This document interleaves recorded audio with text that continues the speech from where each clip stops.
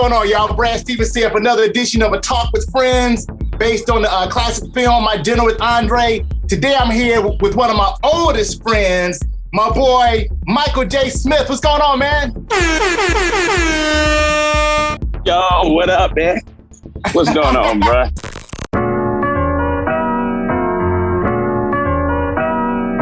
Chilling. So, I think you and Steve are like two of my oldest friends. I don't talk to Steve as much. I think we met in kindergarten, man. It's been a minute. But yeah, man. But tell the people a little bit about yourself. Oh man, you know, born and raised from the Chi, Wild Hundreds. You know how it was. Yeah, the crazy thing, man, you think about it. We grew up south side of Chicago. Yeah. Then we went to the same elementary school for a while. Then you know, you dipped out. Then went to high school together. Yeah. Mendel. Home of the best house parties in the 80s. Yeah. And then we dipped over the fam, man, and did the FAMU thing. And since then, you know, I moved around. Moved to New York, worked on Wall Street for a while, came to Atlanta, and now I got a Cigar Lounge here in Atlanta, Life and Time Cigars.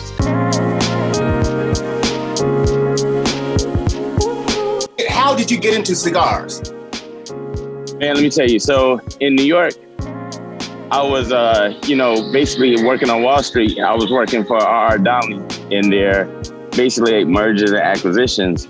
And, you know, we dealt with, you know, accountants and attorneys and all that. And so I was a customer service rep for my salesperson. Well, most of the dudes were like 30 something. And after they get done working, they want to go hang out.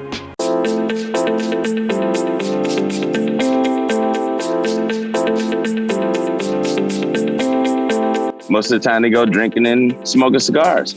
The sales rep was like damn near going in his 50s. So he was like, look, he looked at me and he was like, look, I need you to take these guys out because they're closer to your age. I knew nothing about bourbon.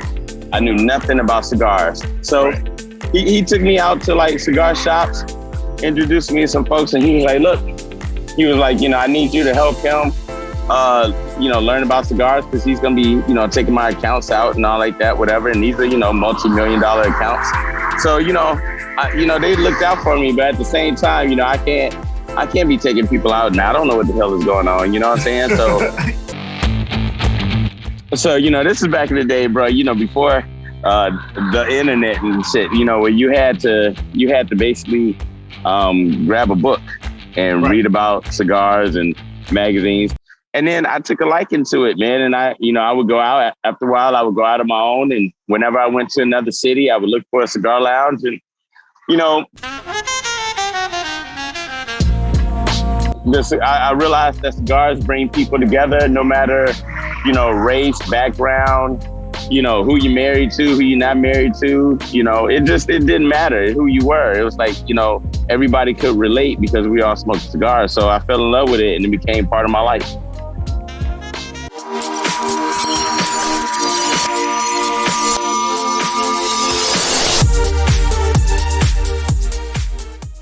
No doubt. So, like, in your opinion, what makes a great cigar? Like, I don't know too much about cigars. I always hear about the Cubans. Like, but what makes a great cigar in your opinion?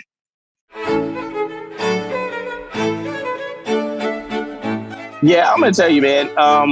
You know, everybody talks about Cubans because we can't sell them here in the U.S. So, you know, anything that's hard to get is always the best thing. You know what I'm saying? To some people. Well, I would say what makes a good cigar, man, is the cigar itself, the quality of the roll. I don't know if most people know, but all premium cigars are hand rolled by somebody, either in Nicaragua, Cuba, Dominican Republic, Honduras. You know, it's an actual person or people rolling this cigar. And it's multiple people involved in rolling just one cigar. So every time you go to Cigar Lounge, you got to think all of those cigars were hand rolled. That's what the whole point, called it hand rolled. But outside of that, I mean, it's based on your palate, you know, what you like. I'm going to tell you, for me, it's more about the experience of having a cigar and be around other people. Yeah. You know what I'm saying? Like, for instance, I went out to a cigar event this weekend and found out, I went to the event and I'm talking to this dude, and you know, I'm Masonic, and he had his chain on, so we talked to each other. Come to find out he's from Chicago. Come to find out he's South Side. Come to find out he grew up in Roseland. No doubt. And he went to Hales. Yeah. He went to Hales, Francisco. So you got to think, I probably would have never met that dude. And he was visiting because he's still in Chicago. I would have never met that dude, at any other point, but those cigars brought us together. So for me, it's the experience of smoking that cigar. To me, that's what makes the cigar even better. What makes a great cigar lounge? What makes a great cigar host? Like you serve as a host, right? Yeah, definitely. I would say basically making sure, I've had the lounge now going on 4 years. Like, I'm a couple months short of 4 years. And I believe, for me, what makes the best host is understanding that you are surrounded by the same people who are on your level and do what you do.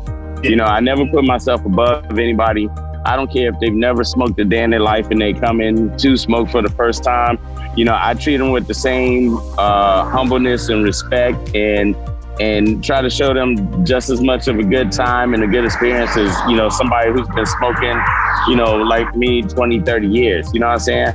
I try to make the atmosphere comfortable for, male, female, races. I try to be as diverse as possible. And, and then I set the area where it's nice and comfortable, and it helps people to engage in conversation. So even if you walk in and, this is your first time here and you don't know anybody, I've set up the lounge where, unless you just completely want to be by yourself and you want nobody messing with you, you're going to end up in a conversation. Somebody's going to bring you in a conversation, because it's almost like Cheers. Sometimes you want to go where everybody... Like, you hear people talking across the bar. You can't help but open your mouth or react or smile or something. So I think that's what happens. And then with that, once I feel like I open the doors with that, it's no longer my lounge. I just set the stage. It's all my people's lounge. You know what I'm saying? That's home for them. That's home away from home. So, I have people that are with me every day of the week, and that's their retreat from the real world. And they get to hang with their cigar friends, when maybe their family or regular friends get on their damn nerve. You know what I mean? And right, and just be clear, you own the space. You don't rent. You own it, right? No, yeah, I own it, man. Before that, I was managing this other guy's shop, and some people complained about the smoke. He was in the strip mall, and I guess it was a restaurant next to him, and they were there longer than he was. So they complained to high heaven, and the landlord was like, I can't renew your lease. Now, this dude was in this space for 3 years, and now you're done. Like, your business is just done. And I mean, you can relocate, but that's going to take you another, at least six to 9 months. And, people find other places to go within that time. So he never reopened. So for me, I was like, look, when I open, I have to invest in really, I don't want anybody's boot on my neck. You know what I'm saying? No doubt. I bought my building, and I was like, look, if this cigar thing don't work, shit, I can live in this damn thing, because I own it.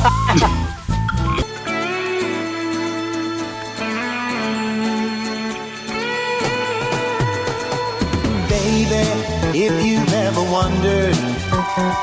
Like last year, I was driving in the car, and they had this oldie station here called Me TV, right? And they play these old songs, and they played like the theme song from WKRP in Cincinnati, right? And I hadn't heard it in a minute. I was like, oh shit! And when I heard it, it brought back all these memories, dude, like the TV show, of being a shorty, watching the show, like even like just being at that time period. Are there songs that you hear that when you hear them, they just take you back to days gone by? Like, what are some of the songs that do that? Oh man, like from TV shows? Oh, there's like TV shows or just songs, period. I'm gonna tell you, man, real talk. I remember that house song, A Path? Oh yeah, no doubt. Yeah. So like real talk, that takes me back to when we were in your basement and we were spinning. Right. Remember when we were in high school? Yeah, we were DJing and whatnot. It was me, you, and Steve. Yeah. And we were just goofing around. And stuff like that takes me back. When I think of shows, we're 70s babies. The regulars, like, anytime I hear the Jeffersons or something like that, man, I think about being at the crib. Or like when In Living Color came out. Oh yeah. With Heavy D. And I think about how we were at FAM and we stopped everything we did to make sure that we saw that episode of In Living Color. You know what I mean? Right. Yeah, so just a couple of those always take me back, man. I have to remember, we're 50 now, man. People consider us old. I say we vintage. Well, it's tripped out because like my cousin's son, he starts his freshman year at Morehouse. They just dropped him off at Morehouse, right? Right. His freshman year, moved into the dorm. And it's so tripped out because I remember, it seemed like yesterday, of course it wasn't. He had turned 3 years old. I went to his birthday party and I was heading out, about to leave. He came running up the driveway towards me and I picked him up and swung him around, right? And that shit seemed like yesterday, man. But of course that was not. I'm like, it just trips me out sometimes how quickly time flies. Dude, I was thinking about it, man. My sister is going to be 42 this year. No doubt, right. And my nephew just started high school. Yeah. I mean, that's crazy to think about that, man. I know. It's insane. I mean, I know we 50, but I promise you, like my memories like of us growing up or doing things like college like that are so crisp. It doesn't even seem like, we've been out of FAM that long. I know, right? It's crazy. We were just talking about it last night. We were saying how the class of 88, how a bunch of us, we're all going to go down to FAM for homecoming.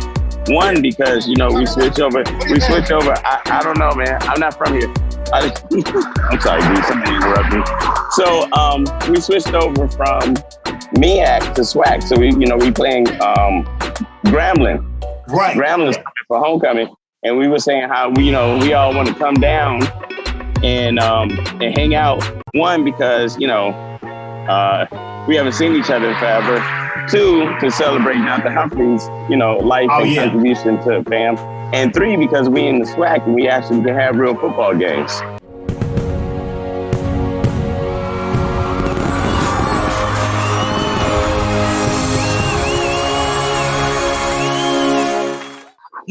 I was thinking about some dumb moments. I don't know if you remember this, but like when we were roommates and we would leave from the graphic arts department and I had my bike, you had your scooter, and I would try to race you home, knowing I could never beat you on your scooter, right? and you would give me a head start. So one day we were racing home, and so when you passed me, you honked the horn and you gave me the fuck you finger, right? And right when you did it, this dude was happily walking down the street, and he looked up and looked over, and it looked like you were giving him the fuck you finger. Just ran straight, hey, fuck you, right? And so then dude turned and looked at me, and I was like, man, I don't know that dude. And that dude looked like he was about to fuck. He looked like he was about to cry, man. Like he was sorry. I'm like, damn. I ruined his day. Man. I ruined his day. He looked like he was about to cry and shit. Dude, you want to hear the crazy shit? How about that scooter still in my parents' garage, dude? Oh, that's dope. That's dope. I'll send you a picture of it, man. It's sitting in the damn garage. Remember it got stolen that time? Yeah. Yeah, and then we got to refix whatever. And then once our graduation got the truck, they took the scooter and he's kept it all this time, man. Does it still run? Nah, he never got it. He never got it fixed. He always says he's going to, and because he was like, man, I might give it to your nephew. And I was like, okay. I said, if that's the case, I'll go get it fixed, and he could ride it and stuff like that. But man, yeah, that was That was funny. You know, it was funny, man. Like real talk. I was talking to somebody about, and this was younger than we were talking about college and, you know, what happens in college. And, you know, if you don't go, you don't realize what you're missing, how college isn't just about, well, you know, you know, college isn't for me. I don't want to go to class and, you know, I just want to go out and work and this. And I was telling them, I was like, man, college is an experience. And especially as a black man, college helps you become a man. Okay. You know what I'm saying? Regardless of you know, going to class, getting good grades, night, it just the experiences help you become a man, and it actually can change your it actually can change the course of your life. And I gave one of my friends' son an example, and I was telling him how we all went to FAM, and I really didn't know what I wanted to do, and I was in school of business for like freshman and half of sophomore year. And I was telling him how I was miserable because I had to take all them damn accounting classes and I hated them. And I was like, man, I can't do this for the rest of my life. I don't even like this shit now. You know what I'm saying? And I remember we sat there, man, and you and I talked. We were on the yard, and you and I talked, and you were telling me about graphic arts and how I should go talk to Dr. Mutes. And you were like, man, just go talk to him, man, and whatever. And I was telling him how that conversation led me to changing my major and really like doing what I do now, working for the Department of Treasury and even working in New York, Washington. All that's because I changed my major. And that was because my boy gave me another option. You know what I'm saying? It was like those kind of experiences. That's what happens in life. And, you know, I was like, you don't see it now because, you know, you're 16. But I promise you, when you get to college, you'll have those experiences. And then when you're my age, you get to look back and be like, man, I'm so glad I at least tried. You know what I'm saying? Right. Yeah. You know, if you don't do the whole 4 or 5 years or whatever, at least you tried. And, you know, you get those experiences. You know what I'm saying? So, yeah, it was crazy, man. It was like I said to me, between you, me, Steve, you know, a couple other people we hung out with, man. I think about all the experiences we had, man. And I was like, dude, I mean, from the dumbest stuff to, you know, going to parties at the hotel in 6 inches of snow and leaving our coats in the car to, you know, getting in mini fights and shit. And I mean, but that formed us, you know what I'm saying? It really did.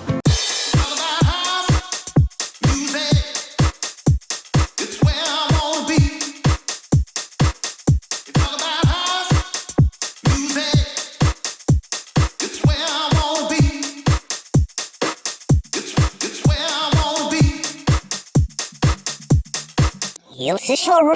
I damn it.